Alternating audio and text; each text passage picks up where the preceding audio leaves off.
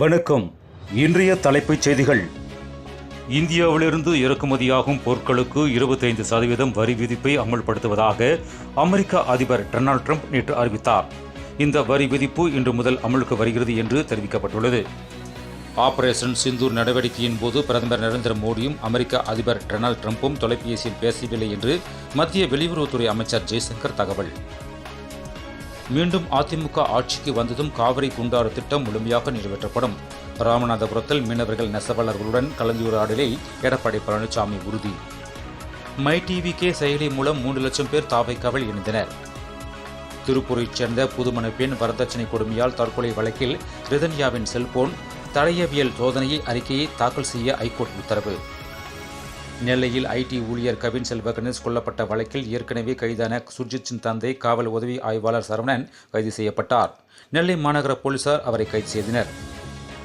ஈரோடு ரயில் நிலையத்தில் ஓடும் ரயிலில் இருந்து இறங்க முயன்ற போது நடைமேடைக்கும் ரயிலுக்கும் இடையே சிக்கிய பயணியை துரிதமாக மீட்ட ரயில்வே பாதுகாப்பு படை வீரருக்கு பாராட்டு குவிகிறது.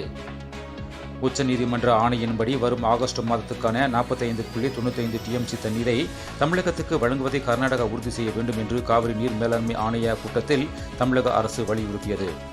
கிராமங்களில் தொழில் செய்பவர்கள் லைசன்ஸ் வாங்க வேண்டும் என்ற உத்தரவு ரத்து செய்யப்படுவதாக தமிழக அரசு தகவல்.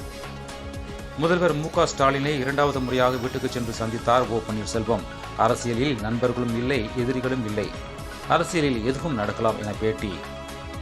சென்னையில் நடந்த 1வது அறிவுசார் சொத்துரிமை மாநாட்டை தொடங்கி வைத்த துணை முதல்வர் உதயநிதி ஸ்டாலின் இந்தியாவில் 3வது பெரிய மென்பொருள் ஏற்றுமதியாளராக தமிழகம் திகழ்வதாக தெரிவித்தார். இந்த மாநாட்டில் 6 முன்னணி நிறுவனங்களுடன் ஒப்பந்தம் மேற்கொள்ளப்பட்டது. முதல்வர் மு.க. ஸ்டாலினுக்கு உடல்நிலை சரியில்லை என்பதால் நட்பு ரீதியாக சந்தித்து நலம் விசாரித்தோம். நன்றாக இருப்பதாக கூறினார். விரைவில் குணமடைய வேண்டும் என அவருக்கு வாழ்த்து கூறிவிட்டு வந்தோம் என்று தேமுதிக பொதுச் செயலாளர் பிரேமலதா தெரிவித்தார். மேலும் விரிவான செய்திகளை அரசியல் ராஜ்யம் மின் இதழை படியுங்கள். நன்றி, வணக்கம்.